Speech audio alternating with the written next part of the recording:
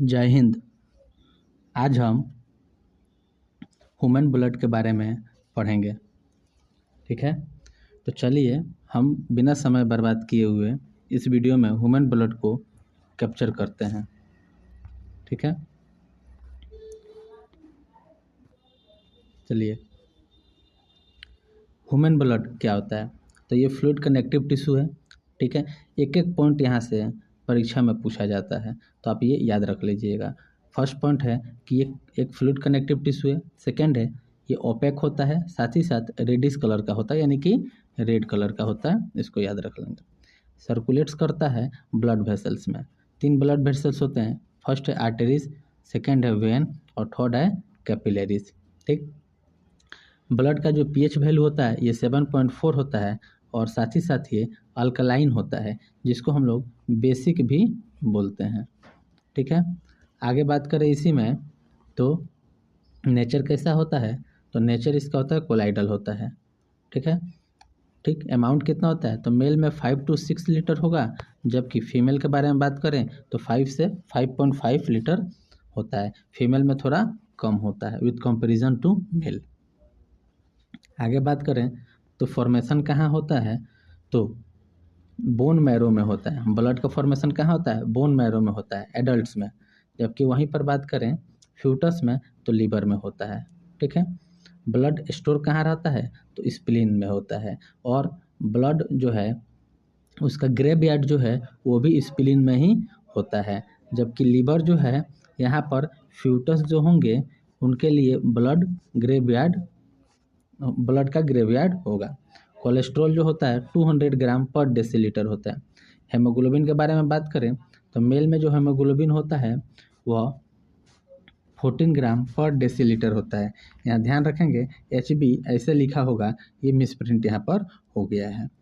आगे बात करें फीमेल में, तो फीमेल में कितना है, 12 से 15 ग्राम पर डेसीलीटर हेमोग्लोबिन होता है फीमेल में। चलिए आगे बात करें मेन कंपोनेंट्स क्या होंगे ब्लड का, तो मेन कंपोनेंट्स प्लाज्मा होता है और ब्लड कर्पसल्स होता है। ब्लड कर्पसल्स भी 3 टाइप्स के होते हैं, इसको हम आगे इसी वीडियो में कवर करेंगे। चलिए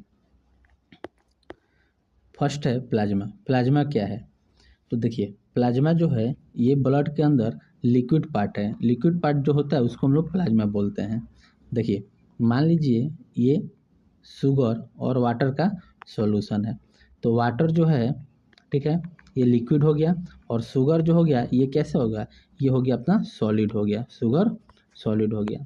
तो शुगर जो होगा इसको हम लोग बोलेंगे ब्लड कर्पसल्स, लेकिन वहीं पर जो वाटर है उसको हम लोग बोलेंगे ब्लड प्लाज्मा। ठीक है, आप समझ सकते होंगे। चलिए आगे देखते हैं। वाटर जो है ब्लड में 92% होता है, प्लाज्मा में 92% होता है। मिनरल्स 1 से 2% और प्रोटीन 6 से 8% होगा। ये लिक्विड पार्ट है, पहले ही बता चुके हैं। स्ट्रॉ कलर का होता है, इसको भी याद रख लेंगे। अगर फाइब्रिनोजेन नाम का जो प्रोटीन होता है उसको अगर हम निकाल लेंगे प्लाज्मा से, तो बचा हुआ जो प्लाज्मा होगा उसको हम क्या बोलते हैं, सीरम के नाम से जानते हैं। चलिए फंक्शन के बारे में पढ़ लेते हैं। फंक्शन जो है प्लाज्मा का ये है transportation of digested food, hormones और एक्सक्रीटरी प्रोडक्ट। इन तीनों का ये क्या करता है, डाइजेशन करता है, साथ ही साथ और भी बहुत सारे चीज़ों का ट्रांसपोर्ट करता है। प्रोटीन का ट्रांसपोर्ट कर सकता है, ऐसे ही बहुत चीज़ का, ग्लूकोज का ट्रांसपोर्ट कर सकता है। ये सब ट्रांसपोर्ट और भी करते रहता है। ब्लड कर्पसल्स के बारे में देखते हैं। ब्लड कर्पसल्स क्या होता है, ब्लड कर्पसल्स सॉलिड पार्ट होता है और ये ब्लड में 40 to 45% तक पाया जाता है। ठीक है, ब्लड कर्पसल्स पहले भी बता चुके हैं, 3 प्रकार का होता है। पहला है रेड ब्लड सेल यानी कि रेड ब्लड कर्पसल्स, दूसरा है वाइट ब्लड कर्पसल्स यानी वाइट ब्लड सेल्स, और तीसरा है प्लेटलेट्स। रेड ब्लड कर्पसल्स का हम लोग एरिथ्रोसाइट्स बोलते हैं, इसका साइंटिफिक नेम है। वाइट ब्लड कर्पसल्स को ल्यूकोसाइट्स बोलते हैं, जो कि इसका साइंटिफिक नेम है, और प्लेटलेट्स को थ्रोम्बोसाइट्स बोलते हैं, जो कि उसका साइंटिफिक नेम है। चलिए आगे हम इन तीनों का डिफरेंस पढ़ लेते हैं। ठीक है, एरिथ्रोसाइट्स, ल्यूकोसाइट्स और थ्रोम्बोसाइट्स। शेप के बारे में बात करें तो एरिथ्रोसाइट्स जो होता है ये सर्कुलर होता है, कुछ ऐसा दिखाई देता है। ठीक, और ये बीच में कुछ ऐसे रहता है। ऐसे समझ लेंगे आप।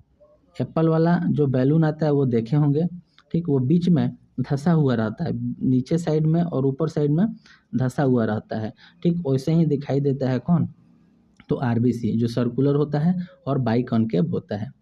ल्यूकोसाइट्स जो होता है ये इरेगुलर शेप का होता है, मतलब इसका फिक्स शेप नहीं होता है, ये इरेगुलर शेप का होता है, ठीक है। अमीबा जैसा इसका भी स्ट्रक्चर फिक्स नहीं होता है। थ्रोम्बोसाइट्स जो होता है ये राउंड होगा और राउंड के साथ साथ ओवल होगा। चलिए साइज के बारे में देख लेते हैं। साइज जो होगा वो होगा 7.5 माइक्रोमीटर, जबकि ल्यूकोसाइट्स का जो साइज होगा वो होगा 8 to 15 माइक्रोमीटर, और थ्रोम्बोसाइट्स का जो होगा 2 to 3 माइक्रोमीटर। नंबर के बारे में बात करें तो नंबर ये 50 लाख होगा आरबीसी का। ल्यूकोसाइट जो होगा ये 7,000 होता है, और थ्रोम्बोसाइट जो होता है एवरेज 2 लाख के करीब में होता है, ठीक है। ये सारे के सारे हम एवरेज वैल्यू लिखे हुए हैं। लाइफ स्पेन के बारे में बात करें तो आरबीसी का लाइफ स्पेन 120 दिन का होगा, डब्ल्यूबीसी का 2 से 4 दिन का होगा, और प्लेटलेट्स का 3 से 5 दिन का होगा, ठीक है।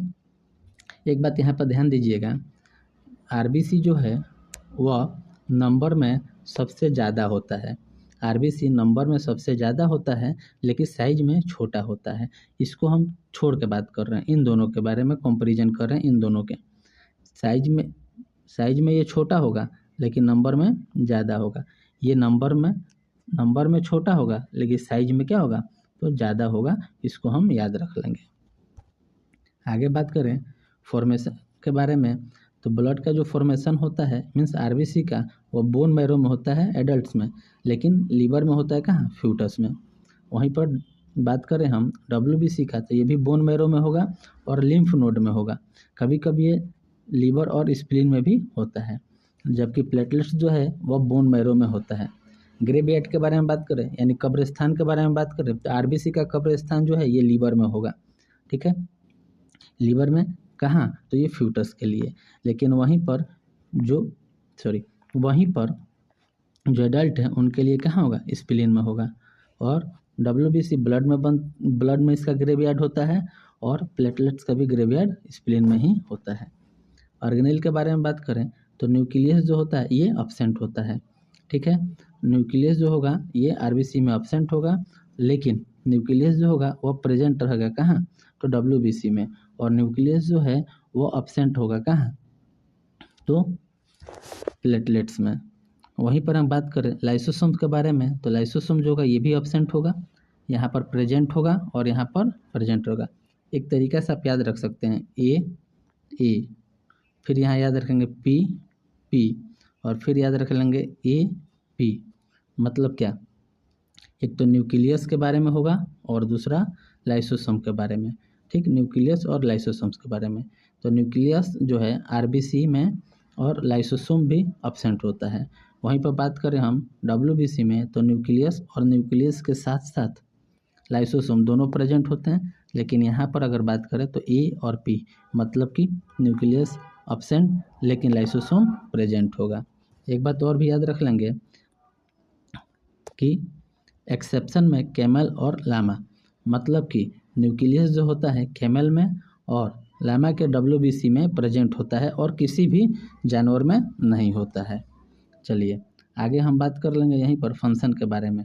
तो ब्लड का जो फंक्शन है, इसका फंक्शन क्या है, आरबीसी का ट्रांसपोर्ट करता है ऑक्सीजन के साथ साथ कार्बन डाइऑक्साइड को भी। जबकि डब्ल्यूबीसी में ये क्या करता है, फाइट करता है किसके, पैथोजेंस यानी बीमारियों से फाइट करता है। प्लेटलेट्स का क्या काम है, तो प्लेटलेट्स का काम है ब्लड को क्लोटिंग करना, और साथ ही साथ प्लेटलेट्स का एक और क्या काम है, तो ये रिपेयर करता है, जो इंजर्ड टिश्यू होते हैं उनको रिपेयर करने का मदद करता है। आगे हम फंक्शन के बारे में बात करेंगे, तो इसका फंक्शन क्या है, तो सबसे पहला फंक्शन ये ट्रांसपोर्टेशन का काम करेगा। किसको ट्रांसपोर्ट करेगा, तो न्यूट्रिशन जितने होंगे उसको सब ट्रांसपोर्ट करेगा, जो कि स्टोर रहता है, ठीक। और उसको एक जगह से बॉडी के एक पार्ट से दूसरे पार्ट्स में ट्रांसपोर्ट करने का काम करता है। ऑक्सीडेशन का काम करता है और सिंथेसिस ऑफ न्यू सब्सटेंस बनाने में भी मदद करता है। साथ ही साथ और ये ट्रांसपोर्ट करने का काम करता है जो भी एक्सक्रीटरी प्रोडक्ट्स हैं, जो यूजलेस प्रोडक्ट्स हैं, जैसे कि यूरिया हो गया, यूरिक एसिड, एमोनिया, उसको भी ये क्या करता है, तो ट्रांसपोर्ट करता है। रेस्पिरेटरी गैसेस जो है ऑक्सीजन और CO2 उसको भी ट्रांसपोर्ट करने का काम करता है।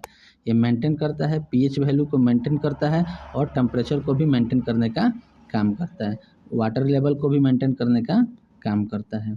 ठीक है, आगे देखेंगे तो आरबीसी जो होगा ये इन्वॉल्व करता है किसको, तो ऑक्सीजन और CO2 को ट्रांसपोर्ट करने में।